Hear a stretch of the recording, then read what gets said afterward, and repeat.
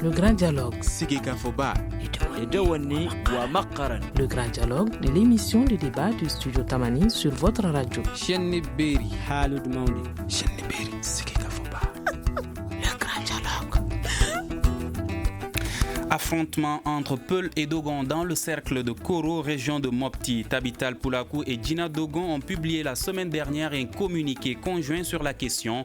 Les deux associations Peul et Dogon condamnent ce drame qu'elles jugent inexplicable et exigent l'ouverture d'une enquête. Ce conflit avait fait plus de 30 morts. Quelle est la situation actuelle sur place? Qu'est-ce qui est à l'origine de ce conflit? Quelles sont les mesures prises pour mettre fin à cette tension? Nos invités, honorable Idrissa Sankaré, membre de Tabital Poulakou, Mamadou Togo, membre de Djina Dogon, Adama Kouloubali, préfet du cercle de Koro, Lucie Bello, chercheur à l'Institut malien de recherche Action pour la paix. Chers invités, bonsoir et bienvenue. Le grand dialogue. Mesdames et messieurs, le grand dialogue de ce soir réfléchit sur l'évolution des affrontements entre Peul et Dogon à Koro dans la région de Mopti. Nous avons déjà le préfet du cercle de Koro avec nous en ligne. Bonsoir, monsieur Kouloubali. Bonsoir. Alors, quelle est la situation actuelle sur place? Bon, d'abord, je remercie vraiment la radio Tamani, vraiment de donner l'opportunité quand même d'édifier de façon générale le peuple malien et plus précisément vraiment les ressortissants du cercle de Koro. Par rapport à votre question, je pense que actuellement la situation vraiment s'est beaucoup améliorée. Parce que actuellement, il y a vraiment de l'apaisement total. Parce que d'abord, il y a une délégation locale qui a fait des déplacements au moment des événements, suivie de délégation régionale conduite par monsieur le gouverneur de la région de Mopti, et ensuite par une délégation nationale composée de 3 ministres. Donc, au vu de ces différentes visites sur le terrain, je pense que des solutions idoines quand même ont été trouvées. Et pour le moment, je pense qu'à l'heure où je vous parle, tout va bien au niveau du cercle de Koro par rapport à ce conflit entre les communautés Peul et Dogon. Monsieur le préfet, quand vous dites apaisement total, est-ce que vous voulez dire qu'il n'y a plus de risque? Non, bon, je pense que pour le moment, quand même, j'ai dit apaisement total pour le moment.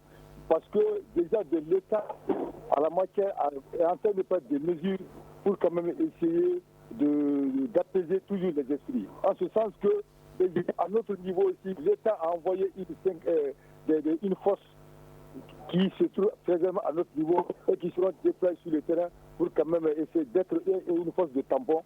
Au moins, c'est pas bien déterminé. Et je pense qu'avec la présence de cette force, ça peut vraiment atténuer vraiment la situation. Raison pour laquelle je dis pour le moment la situation vraiment est normale. Alors, monsieur Idrissa Sankaré, vous êtes membre de Tabital Poulakou. Est-ce que vous avez une lecture de la situation sur place là-bas? Oh, effectivement, je confirme, en tout cas selon les nouvelles que nous avons. Mais si vous permettez, je voudrais d'abord présenter mes condoléances aux parents des victimes et souhaiter prompt rétablissement aux blessés. Donc je disais, je confirme effectivement les propos du monsieur le préfet, selon les nouvelles qui nous parviennent. Effectivement, il y a de l'accalmie. Mais ça ne veut pas dire qu'il faut délaisser carrément la situation. Je suis ravi que les forces de l'ordre soient sur place, mais il ne faut pas que ça soit comme on est habitué, aller juste quelques jours, revenir dire qu'il y a de l'accalmie. Donc là, il faut faire beaucoup attention. Mais quand le préfet dit qu'il y a apaisement total, est-ce que ça veut dire que les Peul et les Dogons se sont entendus, qu'il y a eu des discussions qui se sont compris maintenant? Bon, il semble que la visite de la délégation gouvernementale qui avait été précédée par celle du gouverneur et de la délégation locale ont contribué à apaiser quand même les tensions. Mais comme je l'ai dit, il faut continuer aller vers la sensibilisation toujours. Et nous sommes, même étant à Bamako ici, nous sommes en train de le faire. Monsieur Mamadou Togo, vous êtes de Djina Dogon. Est-ce que vous confirmez également que la situation est calme? Vous représentez la communauté Dogon. Oui, merci de m'avoir passé la parole. Je commence par dire Aouzubillahi minash shaitanir rajim. Il faut chasser le diable partout où on est. Effectivement, je confirme ce que le préfet de Koro a dit. Même tout à l'heure, en étant dans le salon, j'ai eu une conversation avec un de Kourou qui m'a dit que pour l'instant, la situation est calme.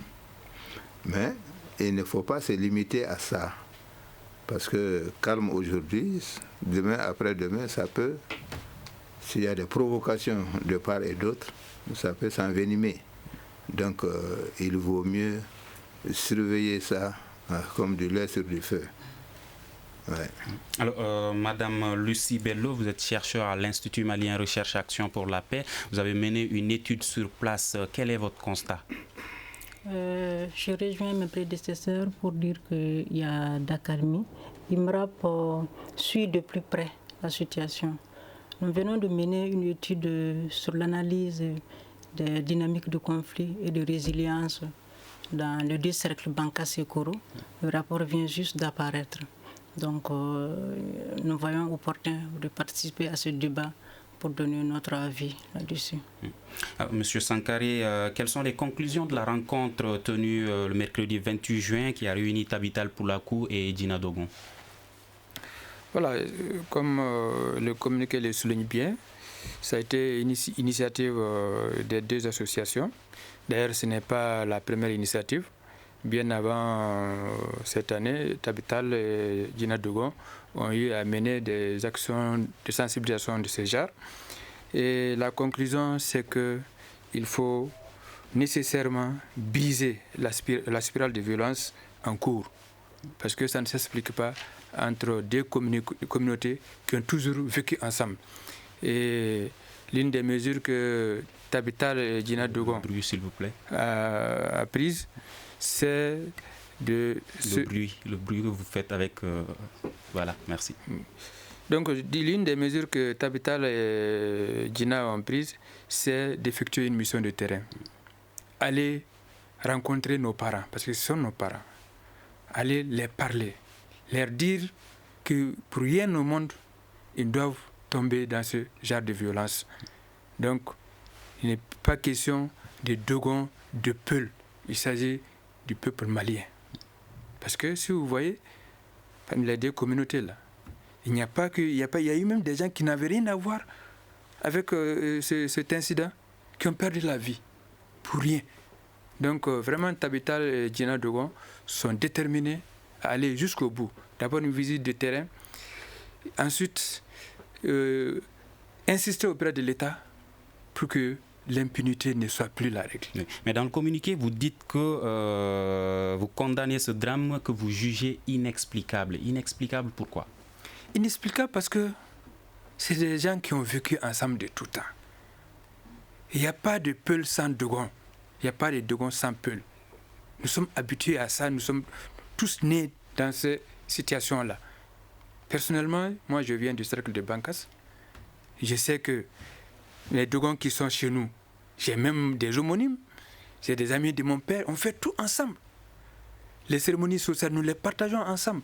Ça ne s'explique pas qu'on aille jusqu'à prendre une arme et tuer ceux-là avec lesquels on est tout le temps ensemble. Ça ne s'explique pas. C'est pourquoi nous les condamnons fortement.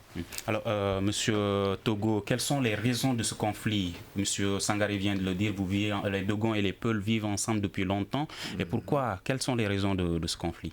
Bon, vous savez, dans une communauté, les gens vivent ensemble, mais souvent, il peut y avoir de petites choses, de rien du tout, qui peuvent faire que les deux communautés en viennent au drame que nous avons vécu.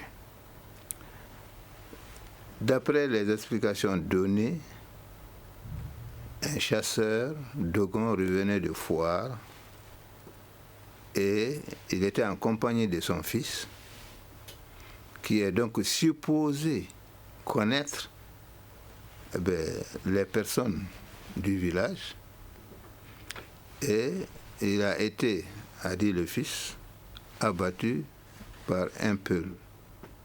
Est-ce un règlement de compte ou on ne sait pas. Donc le garçon qui a eu la vie sauve a pu courir et aller alerter le village comme quoi son père a été abattu par un peul. Le village s'est concerté et le lendemain matin a fait une descente dans les hameaux Peul. Ce fut un carnage, dit-on, parce qu'on ne peut que prendre ce qu'on nous dit. N'étant pas sur le terrain, il nous est très difficile de dire oui ou de dire non. Seulement, la délégation gouvernementale qui a produit un rapport. Dans ce rapport, tous les éléments, le nombre de morts, les circonstances de l'événement. Quel est le bilan déjà? Bon, le nombre de morts, c'est 31 personnes. D'après la délégation, d'après le rapport que nous avons lu. Mais d'autres sources disent que c'est plus que ça. Tout ça, on le saura quand nous serons sur le terrain. Bon, toujours est-il que ce genre d'événement, je crois, dû au fait que l'administration n'est pas sur le terrain. Moi, je sais que du temps de nos parents, ce genre de conflit n'existait pas. Un peu a fait brouter ces animaux de passage dans un champ, mais on voit chez le chef de village ou le chef de canton, on règle le problème. Mais en venir jusqu'à des tueries, mais ça c'est nouveau. Donc nous pensons qu'il y avait certainement un règlement de compte entre celui qui a été tué et son bourreau. Mais c'est ce règlement de compte, peut-être, je dis bien, entre guillemets, qui a été le facteur déterminant de ces tueries-là. Alors, Monsieur Adama Koulibaly, vous êtes le préfet du cercle de Koro, vous êtes sur place. Quelle est votre version des faits par rapport à l'origine de ce conflit? Bon, je pense que je vous remercie, M. Koulou. Et effectivement, comme M. Togo vient de le dire, j'ai le nommé Suleiman Guindo, c'est un grand chasseur renommé dans la contrée. Bon, je crois que le vendredi, il venait du marché de Dunapé accompagné de son fils. Sur chemin faisant, je crois qu'il a été abattu par 3 individus. Et donc, comme M. Togo l'a dit, l'enfant s'est échappé. Et aussitôt, il est parti informer le village qui s'appelle Godo-Goudourou, qui relève de la commune. Et je tiens d'abord à préciser que le village de Dogon relève de l'arrondissement de Djangabou. Tandis que les villages, c'est-à-dire Tafandala et Nagodien, relèvent de l'arrondissement de Djungani. Donc le vieux, le vendredi, en venant du marché de Dunapin avec son fils, chemin faisant, il a été abattu. Quand il a été abattu, son enfant s'est sauvé. Et ce dernier est parti au village, informer le village. Comme quoi son bien vient d'être tué par des bandits armés. Et aussitôt, le village, comme il a dit, ils se sont concertés, ils se sont mobilisés maintenant à aller vers les hameaux Peul. Maintenant, arrivés là-bas, je crois qu'ils ont, ça je le dis, ça n'engage que moi, ils ont fusillé sur des Peuls. Parce que, qu'est-ce que vous pouvez le dire? Parce que c'est quand ils ont tiré qu'on a mené, j'ai été informé, surtout j'ai saisi le médecin-chef, auquel on a envoyé l'ambulancier au niveau de ces hameaux pour vraiment faire venir ces blessés.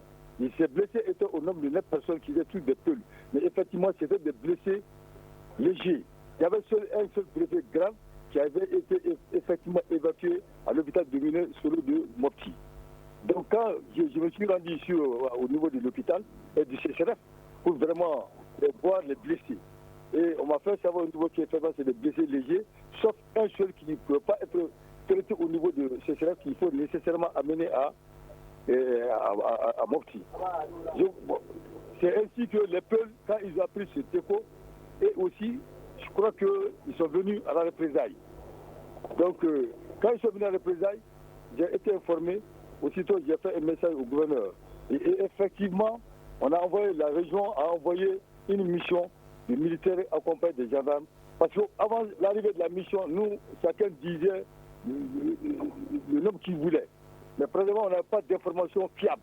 Il a fallu que la mission vienne, qui se rend sur le terrain, et au retour de cette mission, que la gendarmerie nous a communiqué la liste de 27 personnes. Donc, et aussitôt, on a communiqué le nom de ces 27 personnes, Peul. Et du côté des Dogon, c'était 4 personnes. Donc, ce qui fait un total de 31 personnes.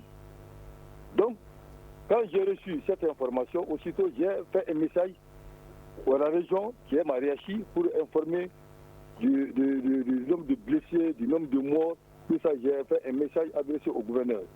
Maintenant, c'est le samedi, mardi, c'est le lundi, la mission régionale est venue avec vraiment toutes les forces de sécurité, toute la hiérarchie supérieure des forces de sécurité qui accompagne le gouverneur et que nous nous sommes rendus sur les lieux.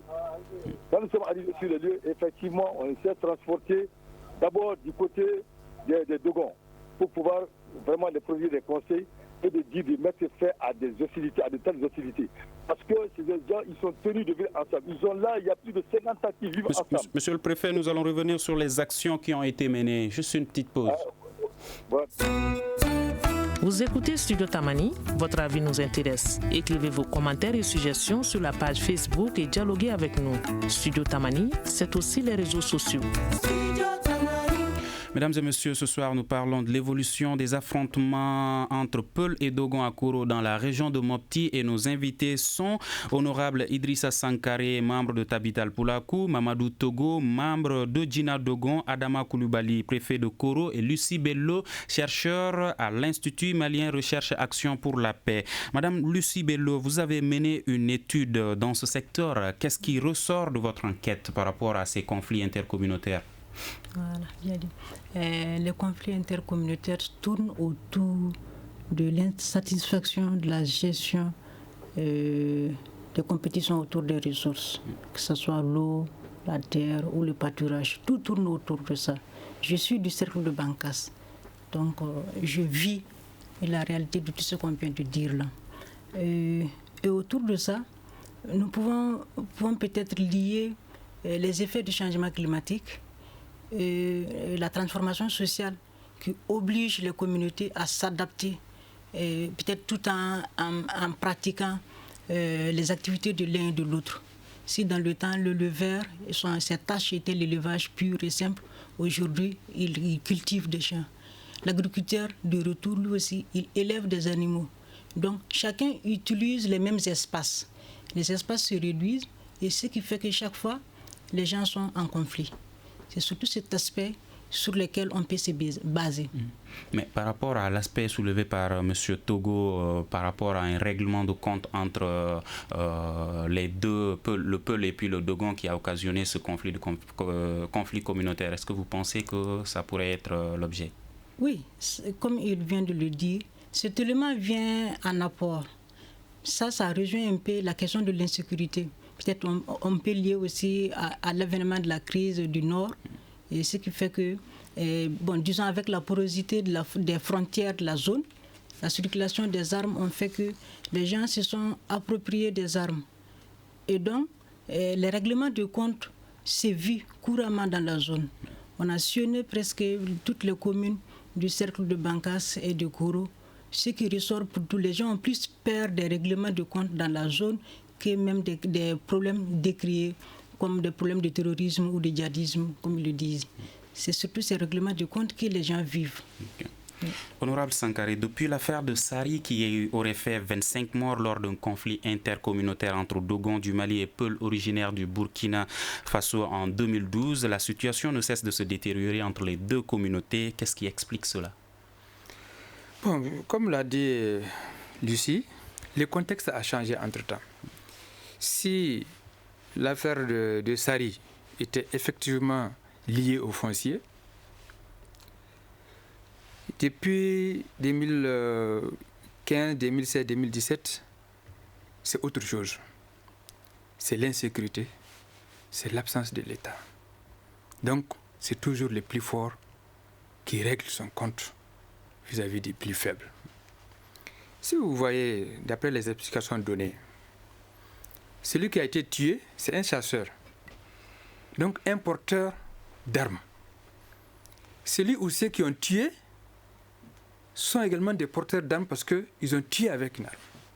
Ça veut dire que les armes circulent librement dans un espace où il n'existe pas d'État.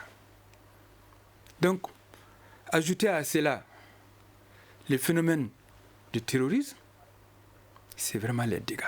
Donc, avant d'aller plus loin d'ailleurs, c'est vraiment un règlement de compte parce que les informations que nous avons. Donc, ce n'est pas une histoire entre communautés. Non. Ce n'est pas une histoire entre communautés, mais on profite de l'assassinat d'un seul individu pour régler les comptes à toute une communauté. C'est ça qui est très grave. Donc ça devient une affaire d'ethnie alors? Bien sûr. C'est ça le problème. Et aujourd'hui, moi je dis que l'État doit faire en sorte qu'on arrête avec cette affaire de milice. Que ce soit du côté Dogon, que ce soit du côté Peul. Aujourd'hui, ceux qui s'appellent chasseurs Dogon ou Bambara ou autres, il y a des milices Dogon et des milices Peul. Il y a des milices Peul. Ceux qui ont tué, en tout cas, les chasseurs Dogon, ils sont supposés être des milices, que ce soit des terroristes ou autres groupes armés. Donc, il faut que cela s'arrête. Et puis, il faut que la population se dise que celui qui a tué est le responsable. On ne doit pas tuer sa communauté, son père, sa mère, du seul fait de ce type.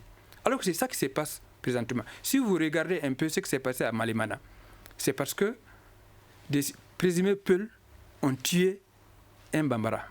C'est ça qui a amené la furie. Si vous regardez du côté de Kemasina, c'est parce qu'un boutiquier Bambara aurait été tué par un Peul. Et ça a été une furie contre les Peuls. Et le cas actuel également à Koro, c'est parce que des présumés Peuls ont tué un chasseur Dogon, donc il faut tuer tous les Peuls. Et si les Peuls aussi disent qu'un Peul a été tué, on va tuer tous les Dogons, voilà, c'est ça le dégât. Merci bien. Monsieur Togo, est-ce que vous partagez cet avis de Monsieur Sankari? Bon, je partage son avis un peu. Toujours est-il qu'il y a un phénomène, il y a un constat. Il a cité 3 points ou 3 coins là où il y a eu des affrontements. À la base de ces affrontements, c'est des Peuls. Si à Sari, c'était des Peuls contre les Dogons. Si à Djungani, c'est des Peuls contre les Dogons. Au Massina, à Massina, c'était des Peuls contre les Bambara. Vers Djenné et autres, c'était des Peuls contre les Bambara. Donc, partout, nous retrouvons nos amis Peuls.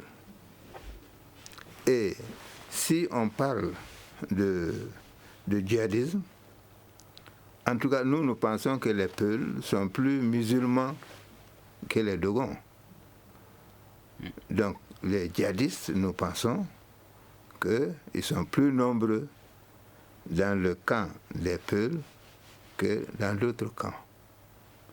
Et ça, c'est... Monsieur Sankari vient de dire qu'il existe également des milices Dogon. Il a dit. Est-ce que vous confirmez? Je confirme qu'il y a un groupe qui s'est formé, des chasseurs, qui se sont déclarés chasseurs. Ils n'attaquent personne, ils ont dit, mais quand on les attaque, ils réagissent. C'est une milice d'autodéfense. Ils ne provoquent pas, ils n'attaquent pas. Mais quand... C'est ce qu'ils ont dit, mais dans les faits, est-ce que c'est la réalité? Dans les faits, pour l'instant, c'est la réalité. Alors, avant de donner la parole aux autres invités, Monsieur Sankari, toujours avec vous. Monsieur Togo vient de le dire, les Peuls sont tout le temps cités dans les conflits intercommunautaires, en tout cas plusieurs fois avec les Bambara, avec les Dogons. Qu'est-ce qui explique cela? Bon, contrairement aux Dogons, les Peuls sont partout. Ok? Que ce soit dans la région de Mopti, que ce soit dans la région de Kaï, Koulikoro, les Peuls sont partout. Mais les Bambara aussi. Les Bambara aussi, mais partout. pas les Dogons. Les Dogons sont... mais les Bambara ne sont pas très souvent cités dans les conflits intercommunautaires, mais les Peuls, pourquoi? Tout à fait. Les Peuls, effectivement, c'est dû au prêcheur dont on cite les noms fréquemment, qu'on appelle Amadou Koufa, qui est Peul. Donc, on pense que, puisque lui, il est présumé être, bon, même pas présumé, il est le leader de ce qu'on appelle le Front de libération du Massina. Donc, il est un Peul.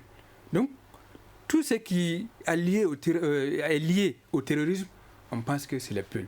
Mais on a vu ici, vous pouvez le confirmer, des gens qui n'ont rien à voir avec des Peuls, des Keïta, qui sont même cités comme étant des responsables de tel Katiba ou de Katiba. On a vu d'autres ethnies également. Donc, il faut que cet amalgame-là cesse. Donc, j'ai dit avec le doyen Togo que ces milices-là, ils se disent chasseurs, ils disent qu'ils n'attaquent pas, mais c'est le contraire. C'est pourquoi j'ai dit que ce n'est pas une affaire de communauté. Que ce soit à Kémassina, que ce soit à Koro, ce n'est pas une affaire entre communautés, c'est une affaire entre milices. Ceux qui sont levés le 17 au matin pour aller attaquer les Peuls, c'est des gens qui ont des fusils. Ceux qui n'ont rien là ne sont pas partis parce qu'ils ont tiré sur tous ceux qui bougent. Donc ce sont ceux qui ont des fusils qui sont partis tirer. Aujourd'hui, tous ceux qui connaissent le Mali savent qu'il n'y a même pas un lapin dans la brousse. Quand on prend son fusil pour sortir, ce n'est pas pour aller tirer quelque chose. Donc, comme il a dit, c'est des milices d'autodéfense. Autant ça existe chez les Dogons, autant ça existe chez les Peuls. Mais ni eux, ils n'ont pas de mainmise, de maîtrise de ces gens, de leurs milices. Bon, si je dis leurs milices, c'est entre guillemets. Même nous, les Peuls aussi, cadres qui sont là, nous n'avons aucune maîtrise sur ces milices-là. Donc vraiment, c'est les dégâts. Est-ce que vous voulez dire que c'est Amadou Koufa qui est derrière ce acte, ce conflit intercommunautaire? Non. Alors, donnons la parole à M. Adama Koulibaly. Vous êtes le préfet de Koro. On parle d'absence de l'État, d'existence des milices dans le cercle de Koro. Qu'est-ce que vous en pensez? Bon, on dit milice, très généralement, quand on parle de chasseurs, on parle de milice. Sinon, en réalité, moi je pense que tous mes prédécesseurs, ce qu'ils ont dit, de part et d'autre, chacun vraiment a ses raisons. Mais par rapport aux milices, je pense que quand on dit pas déjà des chasseurs, on a des chasseurs chez les Peuls, on a des chasseurs chez les Dogons. Donc par conséquent, on peut conclure qu'effectivement, si ces chasseurs constituent des milices, on peut dire qu'au niveau de toutes ces deux communautés, qu'il y a des milices. Parce que chacun agit avec les armes. Dès l'instant qu'ils agissent avec des armes, on suppose que c'est des milices, à ma connaissance. De mon point de vue. Par rapport à l'absence de l'État. Par rapport à l'absence de... une des raisons également de ce conflit également, c'est l'absence de l'État. Par rapport à l'absence de l'État, parce qu'il y a l'insécurité totale. C'est ce qui fait que les sous-préfets qui doivent être là-bas sont effectivement au niveau local, c'est-à-dire au niveau de Koro. Mais de temps en temps, ils passent pour leurs arrondissements, sans pour autant dire qu'effectivement, bien qu'ils soient au niveau de Koro, mais ils ont toutes les informations, parce qu'ils ont des répondants au niveau de leurs arrondissements qui les informent au fur et à mesure. C'est ce que j'ai dit. Quand il y a eu ce président, on a été informé par ces répondants-là. Donc, bien que l'État est absent là-bas, mais je peux dire que l'État n'est pas absent là-bas parce que les sous-préfets État à Koro, ils ont toutes les informations chaque jour. Mais n'étant pas sur place, comment ils arrivent à gérer la situation? Mais c'est ce que j'ai dit. Chaque fois qu'il y a ils ont des répondants au niveau de ces arrondissements. Chaque fois que ça ne va pas, ce sont ces répondants qui les tiennent informés par téléphone. Et moi, étant leur chef, ils m'informent. Et aussi, à mon niveau, j'informe à qui fois. C'est mon chef hiérarchique. C'est comme ça que ça se passe. Est-ce que les forces de sécurité maliennes également sont présentes là-bas? Est-ce que les forces de sécurité maliennes sont présentes là-bas, l'armée malienne? C'est un crier, au niveau du cercle de Koro, c'est vraiment un manque criard d'effectifs, pas au niveau de la gendarmerie, au niveau de la garde. Au niveau de la garde, ils sont au nombre peut-être même pas 6 personnes. Et au niveau de la gendarmerie, ils sont au nombre de 18 personnes. Vous voyez un grand cercle comme Koro, un cercle frontalier par surcroît, vous voyez l'effectif. L'effectif n'est pas insignifiant par rapport à la position géographique, par rapport au cercle même, en fait. Donc, si vous me demandez vraiment la sécurité, je dirais que vraiment c'est un manque d'effectif au niveau du cercle de Koro. Lucie Bello, vous êtes chercheur à l'Institut malien Recherche Action pour la paix. Vous avez toujours mené une étude par rapport à cette question. Vous avez soulevé l'absence de l'État, comme il a été dit tout de suite, l'existence des milices d'autodéfense. Alors aujourd'hui, est-ce que la situation ne s'empire pas? La situation ne s'empire pas. En fait, avec l'absence de l'État, la situation peut s'empirer. Comme ils l'ont dit, les forces de défense et de sécurité n'ont plus cette crédibilité même aux yeux de la population, dû à beaucoup de facteurs. Notamment peut-être, on peut même citer le fait même de protéger l'identité des informateurs qui manque. C'est-à-dire dans l'œuvre même des forces de défense et de sécurité, la population n'a plus eu confiance aux actes qu'ils posent. Les actes comme quoi? Les forces de défense et de sécurité sont là pour la protection de la population. Et la zone, comme je l'ai dit, avec la porosité de la frontière et avec la crise de 2012, les armes ont circulé dans la zone tout au long de la bande. Et les gens se sont appropriés. Donc ce qui fait qu'aujourd'hui, dans la zone où il n'y a pas de forces de défense et de sécurité, tu n'es pas à mesure d'indexer quelqu'un que tu supposes être peut-être un bandit, comme il le qualifie. Tu ne peux pas le prononcer au cas où les forces de défense et de sécurité ne pourront pas protéger toi, ta sécurité. Tu es obligé de te taire. Et donc quand disons, l'honorable avait parlé de représailles, c'est dû à ça, du fait qu'il y a d'une mauvaise gestion des différends entre les différentes communautés. Mauvaise gestion par qui? Oui, par l'État, par l'État. Les mauvaise gestion des différends par l'État. Ce qui fait que les populations elles-mêmes se donnent justice. Mais si l'État n'est pas présent, comment il va gérer ça? Comment vous pouvez parler de mauvaise gestion? Qui doit sécuriser la population? Les forces armées maliennes. Ok. Alors, monsieur Adama Coulibaly, tout de suite, Lucie annonce que ce sont les forces de sécurité maliennes également qui ne jouent pas le rôle, dont la population également n'a plus confiance aux forces de sécurité maliennes concernant les actes qu'elles posent. Bon, moi je pense que, comme je l'ai dit, le problème au niveau des forces de sécurité et de défense à Koro, singulièrement à Koro, c'est le manque d'effectifs. C'est le manque d'effectifs. Vous le savez autant que moi. On ne peut pas envoyer dans une zone comme Koro où l'insécurité sévit là-bas, un ou deux éléments.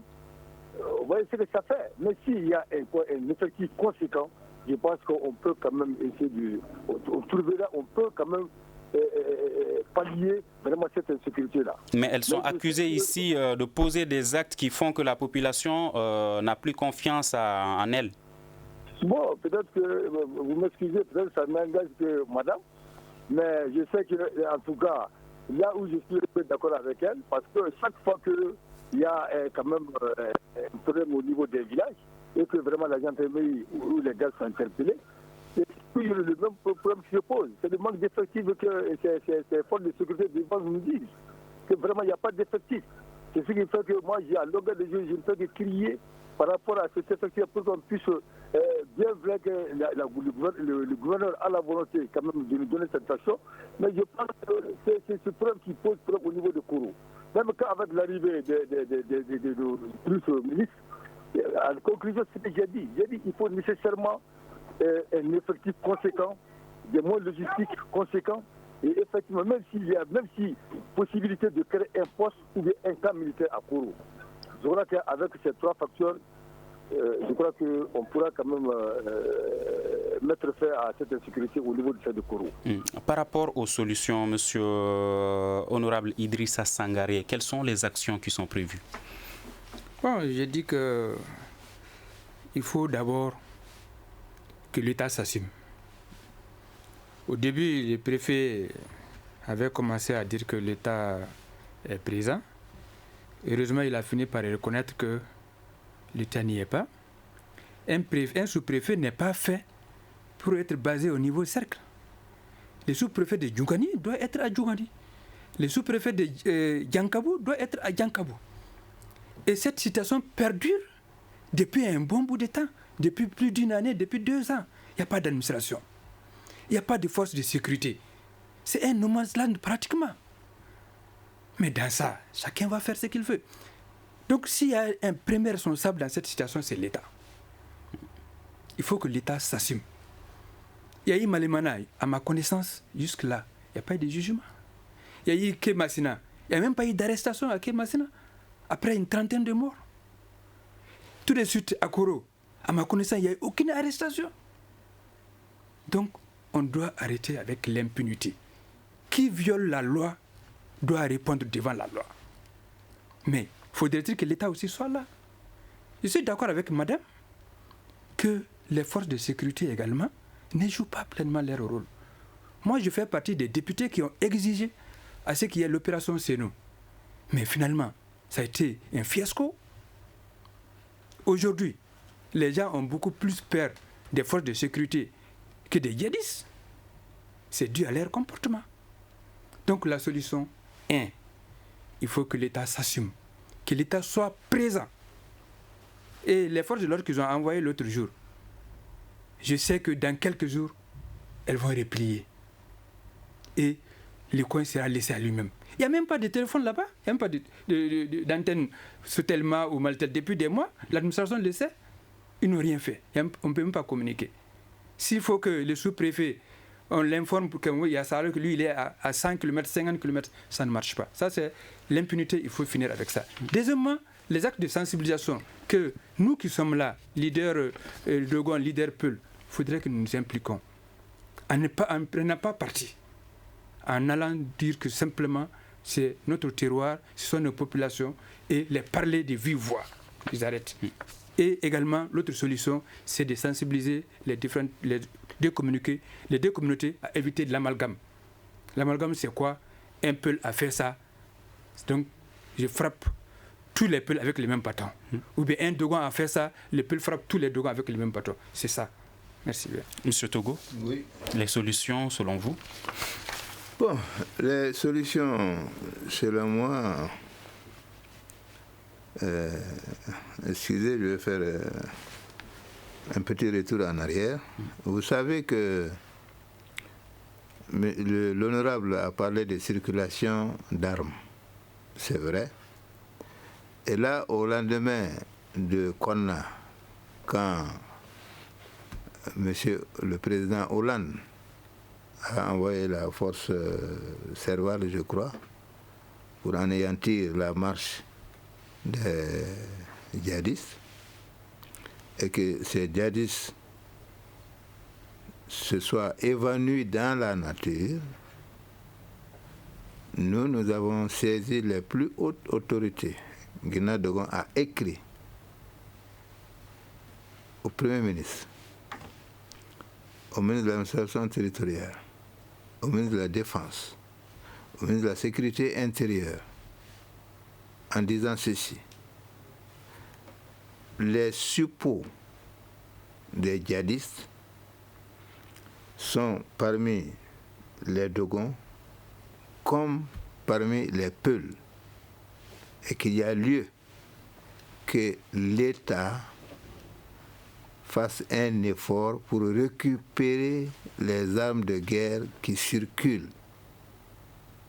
Sinon, le jour où il y aura un affrontement, ce sera très grave. Et je ne sais pas si vous avez vu à la télé, les douilles qu'on a vues, c'est des douilles d'armes de guerre. Ce n'est pas des fusils de chasse. Nous pensons que certains utilisent les fusils de chasse, mais d'autres utilisent des armes de guerre. Ça se dit au fait que l'État n'a pas retiré les armes de guerre à ceux qui les ont obtenues des mains des djihadistes qui se sont évanouis dans la nature. Si cela était, peut-être que l'État pourrait facilement réoccuper le terrain sans crainte de se voir éliminé comme nos chefs d'arrondissement le croient. Mais je dis, dans ma commune, mon chef d'arrondissement ne couche pas à Koro, mais il couche à Kopro, dans la commune. Oui, bien. Donc, le manque d'État est à la base de beaucoup de choses présentement en République du Mali. L'indiscipline, parce qu'il y a l'impunité. Impunité, parce que l'État ne joue pas son rôle régalien. Lucie Bello, selon vous, qu'est-ce qui peut mettre fin à ces conflits intercommunautaires? Les éleveurs et les agriculteurs sont des alliés naturels. Personne n'a demandé à être voisin de l'autre. Nous sommes demandés à vivre ensemble. Comme l'honorable a eu à le dire, il nous faut aller au dialogue. Moi, je pense que la récupération des armes est nécessaire. Mais dans ces périodes, il serait bien que les deux fêtières jouent leur rôle, d'amener leur communauté au dialogue. Ce serait plus important. L'Institut malien de recherche d'action pour la paix mène des dialogues. Nous sillonnons, mais ce n'est pas suffisant. Nous invitons toutes ces communautés en dialogue. Je me rappelle une fois, on a été dans une commune, je ne vais pas citer le nom, on voulait mener un espace hétérogène entre éleveurs, agriculteurs et tous. Mais les agriculteurs ont eu peur, ils nous ont dit ils ne veulent pas que les éleveurs tiennent le dialogue avec eux dans le même espace parce que pour eux, ils ne vont pas finir en bon. Donc c'est pour dire que le dialogue est nécessaire. Nous avons tous un regard méfiant l'un vers l'autre. Et tant que nous n'allons pas au dialogue, aux sensibilisations, les gens ne voudront pas taire les armes.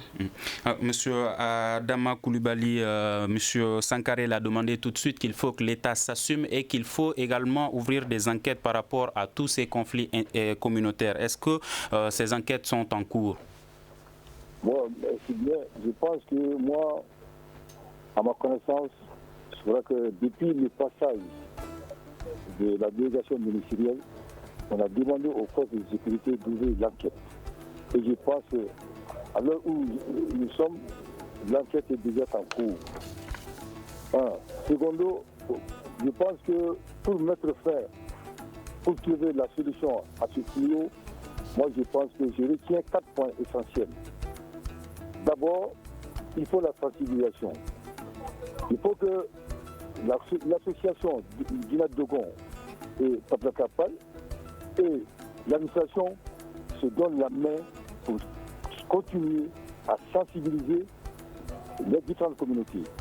Avec la sensibilisation, moi je pense que même là où nous sommes, c'est à cause de la sensibilisation de la mission ministérielle et de la région de Mopti qui font que là où nous sommes, il y a l'apaisement. Et je pense que je souhaiterais que vraiment que ces deux associations, plus l'administration, continuent à sensibiliser vraiment les communautés. Le deuxième point, c'est quoi? C'est que je demanderai à ceux que vraiment que Koro soit. Je parle Koro parce que. Plus vite un peu, monsieur le préfet. Oui, je suis le premier responsable. Donc, vous avez 10 secondes pour citer les deux autres points. Oui. C'est ce que j'avais dit.